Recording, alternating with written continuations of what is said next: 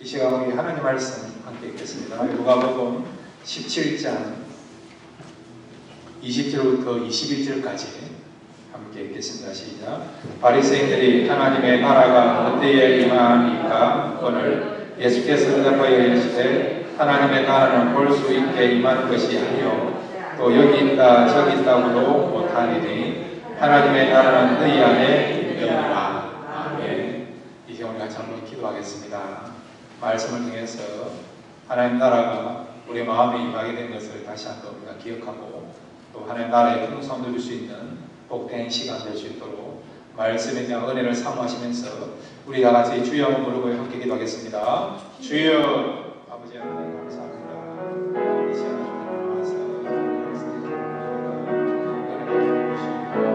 성도를 주시고 다시 한번 말씀을 좀 함께 주시고 여러분께 주셔서 새롭게 시작할 수 있는 귀한 시간 되게 해주셔서 은혜의 은혜를 더하는 삶이 되게 해주셔서 내 마음을 상하시고 기쁨을 주시고 소망을 주시고 다시 하나님을 바라보시고 또 하나님의 사랑을 다시 한번 확인하고 체험할 수 있는 그런 시간 될 수 있고 이 시간을 축복해 주셔서 은혜를 부르주고 있습니다.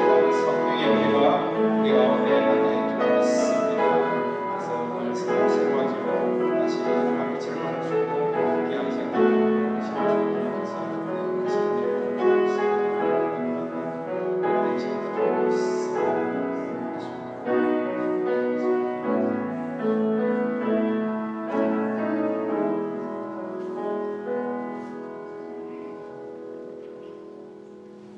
하나님 아버지 이 시간 말씀을 통해서 은혜 내려 주옵소서. 은혜 갖게 하여 주시고 우리의 마음이 다시 한번 새로워지게 하여 주시고 말씀을 통해서 다시 한번 하나님을 바라보며 새롭게 결단할 수 있는 복된 시간 될 수 있도록 이 시간을 축복하여 주옵소서. 예수님의 이름으로 기도드렸습니다. 아멘. 오늘 말씀을 통해서 은혜 받고 돌아가시는 귀한 시간 되시기를 바랍니다. 예수님의 사역 가운데 가장 중요하게 여겼던 사역이 바로 하나님 나라에 관한 사역이었습니다. 복음을 전할 때도 그렇고요, 병자를 고칠 때도 그렇고, 그리고 말씀을 전할 때도 늘 중심 주제가 하나님 나라였습니다. 예수님이 성천하시는 직전에도 하나님 나라에 대해서 말씀하시고 성천하셨어요. 그래서 예수님 마음에는 늘 하나님 나라가 있는 것을 우리가 알 수 있습니다. 우리가 누굽니까? 예수님을 우리의 주님으로 모시고 있고 또 예수님을 우리의 스승으로 모시고 있지 않습니다. 우리의 주님이시고 우리의 진정한 스승 되시는 주님께서 하나님 나라를 품고 살아갔다고 한다면 주님의 자녀가 되고 또 주님의 백성이 되고 또한 주님의 제자가 되는 우리는요, 주님처럼 하나님 나라를 품고 살아가야 된다는 거죠. 예수님이 왜 이 땅에 오셨습니까? 우리를 하나님 나라로 데려가시기 위하여 이 땅에 오신 것을 알고 있지 않습니까? 그렇다고 한다면 우리는 주님처럼 하나님 나라에 대한 그런 관심을 가지고 하나님 나라를 바라보면서 또 하나님 나라를 품고 살아가야 된다는 겁니다. 그래서 오늘 이 시간 하나님 나라가 무엇인가를 알고 그 하나님 나라를 가슴에 품고 또 그 나라를 소망하며 살아갈 수 있는 귀한 시간 되시기를 바랍니다. 오늘 말씀의 주제가요, 한번 따라해 주시기 바랍니다. 하나님의 나라란 무엇인가? 예. 하나님 나라가 무엇인가? 이 부분에 대해서 우리 함께 생각하겠습니다. 네 가지를 생각하겠습니다. 자, 첫 번째는 한번 따라해 주시기 바랍니다. 하나님 나라는 영적인 나라이다. 예, 어떤 나라라고요? 영적인 나라라는 거예요. 영적인 나라. 오늘 본문 여러분 20절에 보면 바리새인들이 예수님께 묻습니다. 하나님 나라가 언제 임합니까? 이 질문 속에는 어떤 의미가 포함되어 있습니까? 눈에 보이는 나라에 대해서 지금 그런 마음을 가지고 예수님께 물은 거예요. 바리새인들뿐만 아니라 그 당시 유대인들은요, 다윗처럼 솔로몬처럼 이 이스라엘 나라가 강성한 나라가 되어서 영토도 크게 차지하고 경제력으로도 부강하고 또한 다른 나라를 향하여서 강력한 힘을 발휘할 수 있다. 그런 나라를 꿈꾸면서 그런 나라가 도래하기를 바라는 마음 가지고 예수님께 질문한 거예요. 그랬을 때 예수님은 이 바리새인들의 질문을 받고 어떻게 답을 하십니까? 21절 우리 함께 읽겠습니다. 시작. 또 여기 있다 저기 있다고 못하려니 하나님 나라는 너희 안에 있느니라. 아멘. 하나님 나라가 어디 있다고요? 너희 안에, 우리 마음에 있다. 이 말씀을 통해 하나님 나라는 먼저 영적인 나라의 것을 말씀해 주고 있는 거죠. 자, 여러분, 국가, 나라가 형성되려면 세 가지 조건이 충족돼야 됩니다. 첫째는 왕이 있어야 되죠. 이걸 다른 말로 우리가 주권이라고 주권. 주권이 있어야 되지 않습니까? 두 번째는 왕이 있으면 누가 있어야 됩니까? 백성, 국민이 있어야 되죠. 왕만 있어도 여러분 나라가 성립이 안 돼요. 통치받는 백성이나 국민이 있어야 되지 않습니까? 세 번째는 뭡니까? 영토가 있어야 돼요. 영토. 근데 여러분 이 세 가지 중에 제일 중요한 게 뭘까요? 주권 아니에요. 주권. 백성도 있어요. 땅도 있어요. 근데 주권이 없으면 그 나라는 독립된 나라를 할 수 없죠. 과거에 여러분 일제 치하 때에, 일제 강점기 때에 조선이라는 나라가요 땅은 있었어요. 국민도 있었어요. 근데 주권이 없으니까 결국 식민지 생활한 거 기억나지 않습니까? 자, 여러분 예수님이 이 땅에 오셨어요. 그분이 누굽니까? 누구시죠? 왕이시죠. 그래서 계시록 19장 16절 보면 예수님을 가리켜서 만왕의 왕, 만주의 주라고 말씀하고 있지 않습니까? 그러니까 주님을 가리켜서 King of Kings, 그 다음에 Lord of Lords. 오늘 아침 영어가 좀 되네요. 예수님을 가리켜서 왕 중의 왕, 만주의 주라고 말씀하고 있지 않습니까? 그분이 이 땅에 온 거예요. 어디에요? 예수를 믿는, 하나님 믿는 백성들의 마음속에 온 것입니다. 그분이 성도들의 마음에서 왕으로서 진정한 주로서 통치하고 계세요. 성도들이 어디에요? 마음속에. 마음이라고 하는 영토 속에. 그러니까 여러분 왕이 계시죠. 그 왕을 모시고 있는 하나님의 백성들이 있지 않습니까? 그 백성들이 그들의 마음속에 예수님을 모시고 살아가는 것이죠. 그러니까 우리 마음은 어떤 마음이라고요? 성도들의 마음은 어떤 마음이라고요? 하나님의 천국이 이루어지는 마음이라고요. 여러분이 예수를 믿었습니까?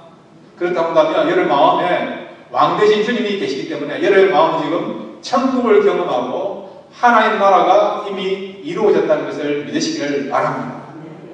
성경에 보면 천국에 대해서 하나님 나라, 천국, 아버지가 계시는 집 이렇게 표현하고 있지 않습니까? 똑같은 말이에요.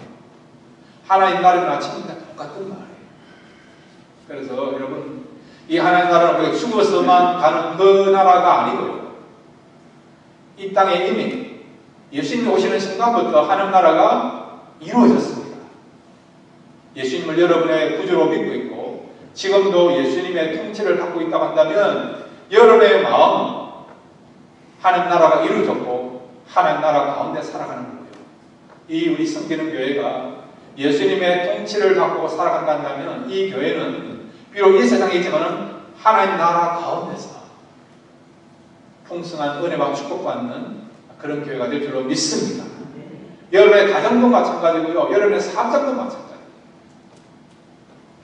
주님이 계시는 가정, 주님이 계시는 사업장이라고 한다면 그곳은 누가 통치한다고요? 왕 대신 주님이 다스리고 경영하시기 때문에 주님이 책임지시는 그런 가정이 되고 사업장이 되고 직장 생활이 될 줄로 믿습니다.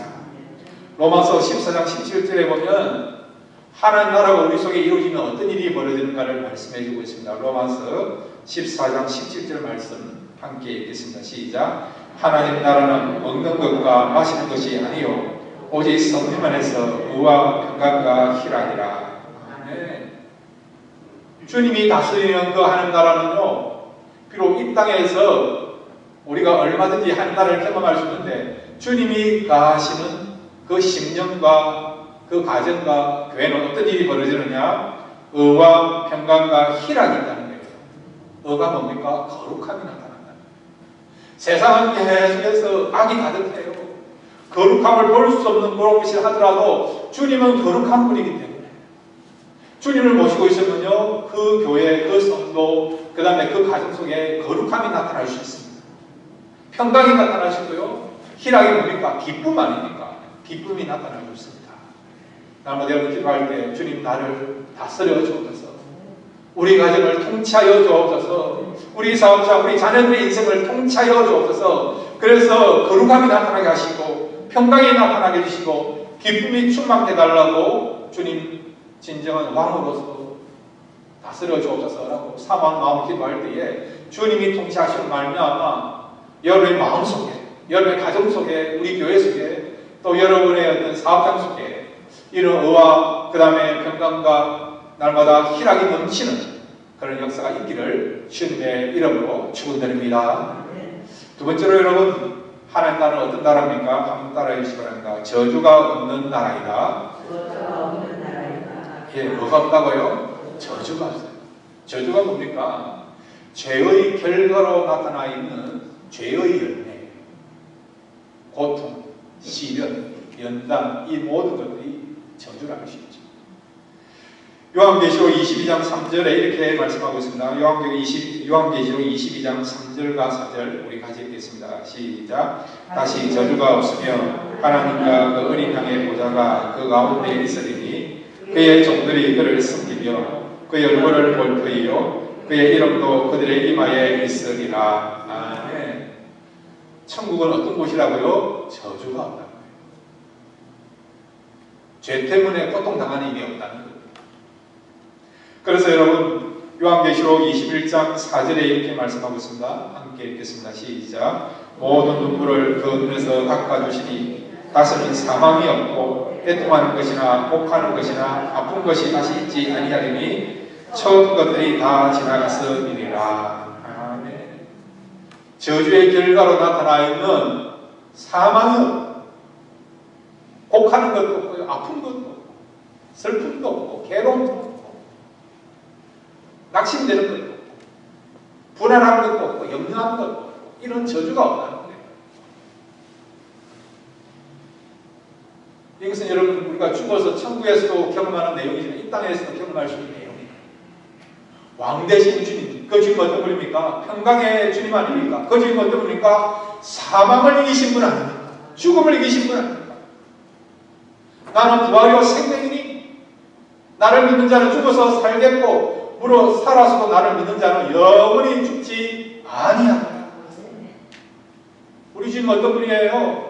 죽었지만 부활하신 주님 아닙니까? 생명의 주님 아닙니까? 죽음을 이기신 분이에요. 그 죽음을 이기신 부활의 주님이 우리 마음에 계시면 우리 마음은 어떤 마음이 일어난다고요? 우리는 사망에 이르는 그런 마음이 아니고 영생과 생명을 소유하는 그런 삶을 살아간다는 거예요. 죽음이라는 저주가 여러분 예수 믿는 사람 속에는 얼마든지 극복할 수 있다는 그런 메시지를, 그런 진리를 우리에게 주고 있는 것입니다. 여러분이 잘 아시는 초대 1대 이하여대 총장으로 지내신 김한람 박사 아시죠? 이분은 이하여대도 졸업하셨고 나중에 이하여대 교수도 되시고 교장도 하고 나중에 초대 총장으로 지내신 분이에요. 비록 70세라고 하는 그렇게 많지 않은 세월을 살았지만은 이분은 참 신앙이 참 좋았습니다. 이분이 죽기 직전에 유언을 남긴 내용이 뭐냐? 내가 죽으면 장송곡 부르지 말고 핸델의 메시아송에 나와 있는 할렐루야송을 불러달라고 그렇게 유언을 남기신 분이에요. 왜 그렇게 했을까요? 부활에 대한 확신이 있으니까. 부활에 대한 확신이 있으니까. 인간에게 여러분 찾아오는 두려움 중에 하나가 죽음에 대한 두려움이 다 있어요. 그런데 부활에 대한 확신이 있으니까 죽음은 슬픔이 아니고 끝이 아니고 천국으로 들어가는 관문으로, 통로로, 과정으로 생각했다는 것이죠. 죽어야만 천국 갈 수 있기 때문에, 그래서 천국을 소망하는 마음을 가진 거예요. 그는 죽을 때에 장성고 부르지 말고 할렐루야 성을 불러달라고 그렇게 이혼했던 것이죠. 이와 같이 여러분, 우리가요 정말 하나님 주시는 그런 은혜가 있고 믿음이 있고 생명의 주님을 우리의 마음에 모시고 있다 한다면 우리는 죽음을 넘어서 천국을 바라보게 되고 소망 가운데서 용기를 가지고 살아가는 저와 여러분이 될 줄로 믿습니다. 여러분, 하나님 나라는 저주가 없는 곳입니다.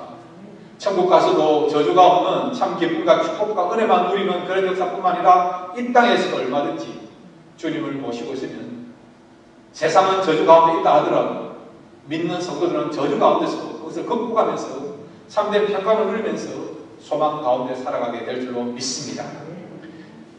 세 번째로 여러분, 하는 나라는 어떤 나라입니까? 한번 따라해 주시기 바랍니다. 진정한 평화가 있는 나라이다.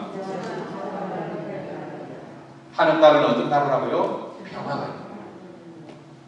세상에는 평화가 없어요. 평화 이야기하지 마요. 평화를 얻기 위해서 국가적으로 민족적으로 노력도 하고 회의도 하고 그렇게 하지만은 세상에는 진정한 평화가 없어요. 근데 하는 나라는 어떤 곳이라고요? 진정한 평화가 있다는 것이죠. 요한계시록 여러분 7장 9절 10절 말씀 함께 읽겠습니다. 시작. 이 일 후에 내가 보니 각 나라와 족속과 백성과 방언에서 아무도 능히 셀 수 없는 큰 무리가 나와 흰옷을 입고 손에 종려가지를 들고 보좌과 어린 양 앞에 서서 큰 소리로 외쳐 이르되 구원하심이 보좌에 앉으신 우리 하나님과 어린 양에게 있도다 하니. 아멘. 천국에 찬양하는 모습, 예배드리는 모습이에요. 천국에는 한국 민족만 있는 것이 아니고 셀 수 없는 많은 분들이 여러 국가 가운데서, 민족 가운데서, 여러 가지 방언 가운데서 하나님으로부터 선택받은 사람들이, 예수를 믿는 사람들이 모여서 함께 생활하는 그런 곳이 천국이죠. 진정한 평화가 이루어지는 것이지. 민족 간의 그 갈등도 없고, 국가 간의 그런 경쟁도 없고, 인종에 대한 그런 어떤 갈등도 없고, 분쟁도 없고, 함께 하나님의 백성이 되어서 하나님을 예배하면서 서로 형제를 나누는 진정한 평화를 누릴 수 있는 것이 어떤 곳이라고요? 바로 하나님 나라의 것을 말씀해 주고 있죠. 세상에는 여러분 생각이 다르고 가치관이 다르고 삶의 모습이 다르고 출생이 달라서 그것 때문에 사람들이 얼마나 분쟁합니까? 미국 안에서도 가장 큰 문제가 뭡니까? 인종 간의 문제 아닙니까? 인종 간의 문제. 어떻게 하면 일어나는 것이 인종 간의 문제 아닙니까? 전 세계를 보더라도 민족 간의 그런 갈등 때문에 지금도 싸우고 있는 나라들이 얼마나 많이 있습니까? 이것뿐만 아니라 과거에 보면 우리 이념의 문제, 이데올리에 대한 문제 때문에 공산주의과 자유주의 나눠서 싸웠던 게 기억나지 않습니까? 지금도 한국에 보면 진보냐 아니면 보수냐 이런 문제가 있어요. 얼마나 많이 이렇게 갈등하고 있습니다. 근데 천국은요, 이런 갈등이 없다는 거예요. 분쟁이 없다는 거죠. 그 다음에 여러분, 가진 자와 또 가지지 못한 것에 대한 그런 문제들이 세상에 있지 않습니까? 강한 사람은 더 강한 것을 붙잡기 위해서 약한 사람을 꾹 누르고 빼앗고 힘이 없다는 것 때문에 어떻게 소외당하고 착취당하는 일들이 얼마나 많이 일어나고 있습니까? 국가 간에도 그렇고 여러분, 개인 간에도 그렇고 기업 간에도 그렇고 어떤 단체 간에도 그렇고 세상에 양육 방식 같이 이렇게 얼마나 그런 어떤 갈등과 분쟁들이 일어나고 있습니다. 그래서 이런 문제 때문에, 이런 현상 때문에 세상에는 평화가 없는 거예요. 늘 사람들이 불안한 거예요. 근데 천국 어떤 곳이라고 이런 갈등이 없다는 것입니다. 그래서 이사야서 65장 25절은 천국 하나님 나라를 이렇게 표현하고 있습니다. 이사야 65장 25절 함께 읽겠습니다. 시작. 이리와 어린 양이 함께 먹을 것이며 사자가 소처럼 집을 먹을 것이며 뱀은 흙을 양식으로 삼을 것이니 너의 성산에는 해함도 없고 상함도 없으리라 여호와께서 말씀하시니라. 아멘. 이리와 어린 양은 어떻게 먹을 수 있습니까? 포식자하고 여러분 초식 동물이 어떻게 함께 공존합니까? 근데 천국은 가능하다는 것이죠. 피 흘리는 일이 없다는 겁니다. 남의 것을 빼앗기 위해서 사람을 죽이고 피를 흘리게 하고 그것 때문에 내가 피 흘림을 당하는 일이 없다는 것이죠. 모두가 분쟁 없이 서로 사랑하고 용서하고 화합하고 품고 사랑을 나누면서 섬기면서 진정한 평안을 경험하는 곳이 어떤 곳이라고요? 하나님 나라입니다. 천국이라는 것이죠. 이 땅에서 우리가 성령 충만하면 서로 품고 사랑하고 섬길 수 있는 진정한 형제를 나눌 수 있는 그런 기서가 교회 안에 특별히 성령을 통해서 나타나게 될 줄로 믿습니다. 네 번째로 마지막으로 여러분 하나님 나라 천국은 어떤 곳입니까? 한번 따라해 주시기 바랍니다. 모든 것이 영원토록 새로운 나라이다. 네, 모든 것이 영원토록 새로운 나라예요. 천국에도 여러분 땅이 있어요. 하늘이 있어요. 이 땅에서만 하늘과 땅이 있는 것이 아니고 천국에도 하늘과 땅이 있어요. 천국에도 사람이 있어요. 그런데 여러분 천국에 있는 하늘과 땅과 사람의 차이점과 이 땅에 있는 하늘과 땅과 사람의 차이점은 뭐냐?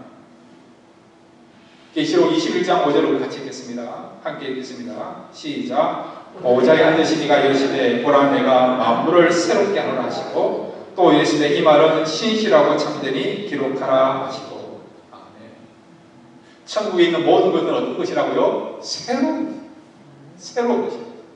그래서 계시록 21장 1절과 2절에 이렇게 말씀하고 있습니다. 계시록 21장 1절 2절입니다. 시작. 또 내가 새 하늘과 새 땅을 보니 처음 하늘과 처음 땅이 없어졌고 바다도 있지 않더라. 또 내가 보매 거룩한 성 새 예루살렘이 하나님께부터 하늘에서 내려오니 그 준비한 것이 신부가 남편을 위하여 단장한 것 같더라. 아멘. 천국에도 하늘과 땅이 있습니다. 사람들이 있어요. 그런데 어떤 모습이라고요? 새로운 새 하늘과 새 땅. 그 다음에 새로운 존재로서 우리가 다시 부활하게 될 것을, 태어나게 될 것을 말씀하고 있습니다. 그래서 사람에 대해 천국에 있는 사람들에 대해서 이렇게 표현하고 있습니다. 고린도전서 15장 52절과 53절입니다. 함께 읽겠습니다. 시작. 나팔 소리가 나매 죽은 자들이 썩지 아니할 것으로 다시 살아나고 우리도 변화되리라. 이 썩은 것이 반드시 썩지 아니할 것을 입겠고 이 죽은 것이 죽지 아니함을 입으리로다. 아멘. 천국에 있는 사람의 모습이 어떤 모습이라고요? 변화된 모습이지. 썩는 몸을 갖는 것이 아니고 영원히 썩지 않은 영원한 몸을 갖는다는 거예요. 주님이 부활하셔서 가지신 몸처럼 그런 몸을 우리가 갖는다. 새 몸을 갖는다. 건강한 생명이 넘치고 아프지 않고 그 다음에 약하지 않고 병들지 않고 영원토록 새로운 그런 완전한 몸을 우리가 갖는다는 겁니다. 우리가 보기에는 하늘도 여러분 오염이 없는 자연재해가 없는 그런 하늘이고 땅도 마찬가지입니다. 사람이 살게 되는 모든 환경이 그렇다. 죄가 이 몸을 말미암아 하늘도 얼마나 오염되었습니까? 땅도 얼마나 오염되었습니까? 이걸로 인해서 얼마나 많은 천년 재해가 있습니다. 생각지도 못하는 바이러스로 인해서 얼마나 지금 고생하고 있습니다. 죄의 결과예요. 그래서 이 땅은 우리가 보는 이 하늘과 땅은 오염되었기 때문에 그래서 하나님께서 주님 오시는 그날 완전히 다 사라지게 하시고 그 다음에 새하늘과 새 땅을 창조하시는 거죠. 그리고 새하늘과 새 땅에 살게 된 우리도 불완전한 몸이 아니고 완전한 몸으로서 변화되게 될 것을 주님처럼 부활의 몸을 가지게 될 것을 말씀해 주고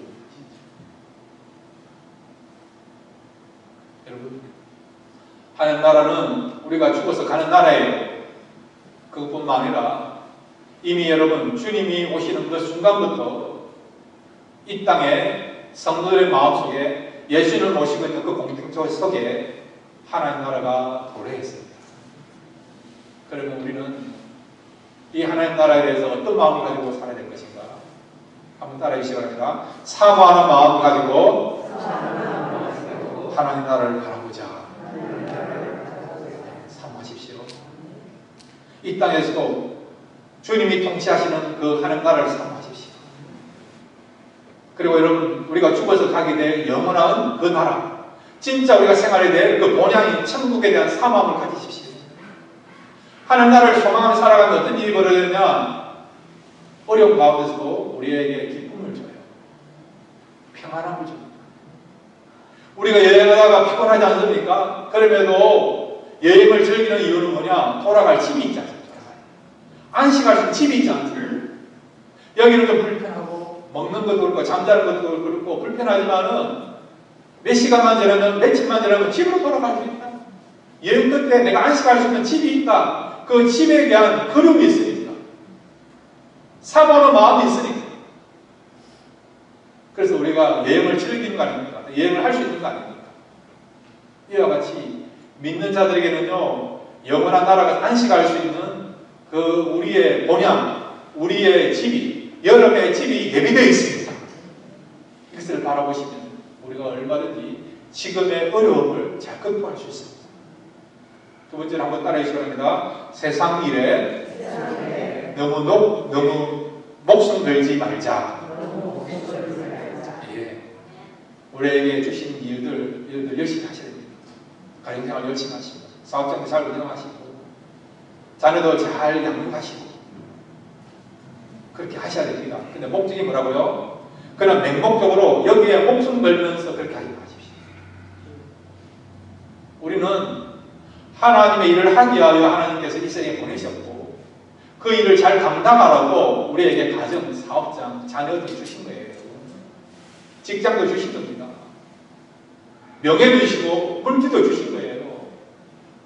그 다음에 주님의 성품을 잘 닮아가라고, 주님 앞에 가는 그날까지 우리의 성품이 주님의 성품을 본받고 그 성품대로 살아가라고 하나님께서 이런 축복과 은혜를 주신 겁니다.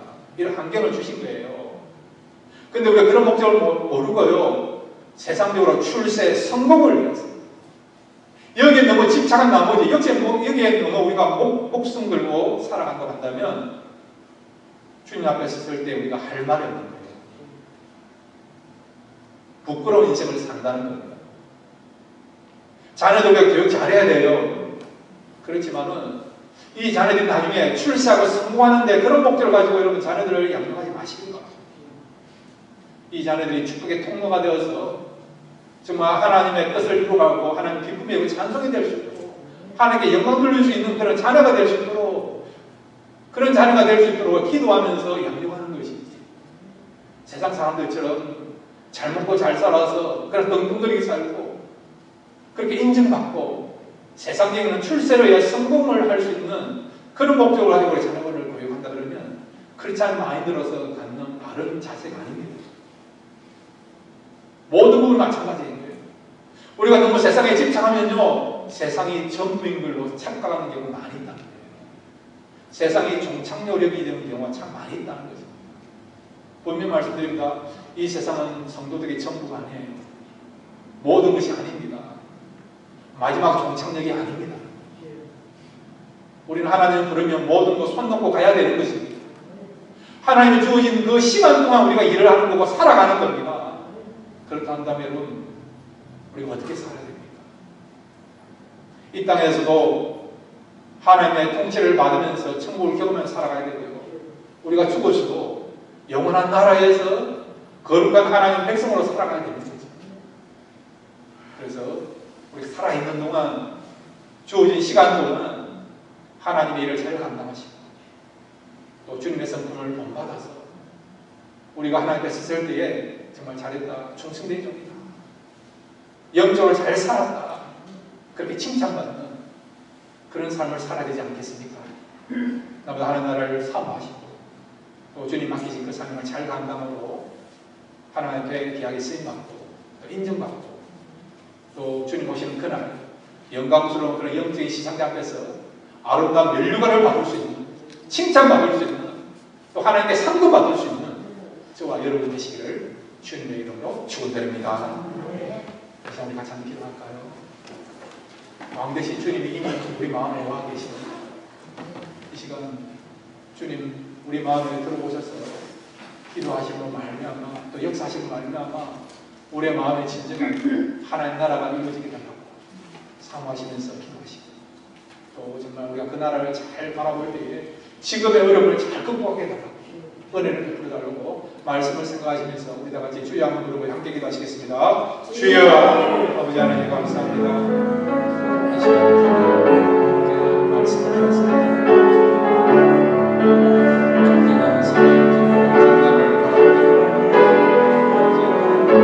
우리의 마음을 다스려 주옵소서.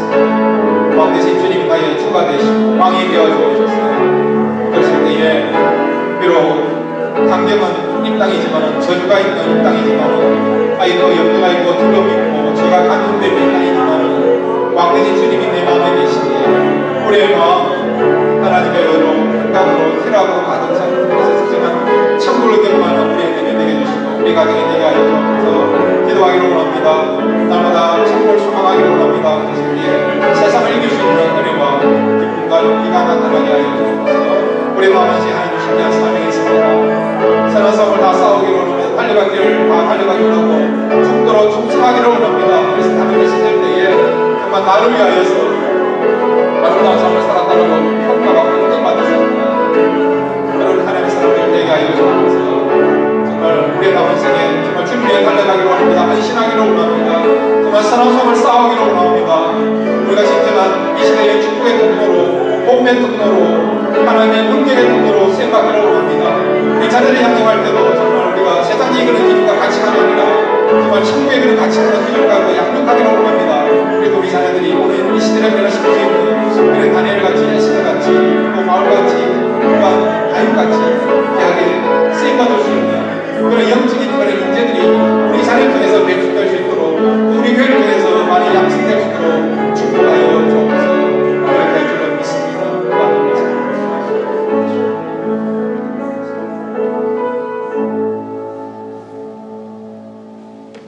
하나님 아버지 이 시간 우리의 마음을 다스려 주옵소서. 하나님 나라는 여기 있다 저기 있다 하는 것이 아니고 우리 마음에 이미 있다고 하셨사오니 주님이 다스리는 그곳이 하나님 나라가 된 줄로 믿습니다. 주님이 다스림으로 말미암아 우리 마음에 의와 평강과 희락이 넘치게 하여 주옵소서.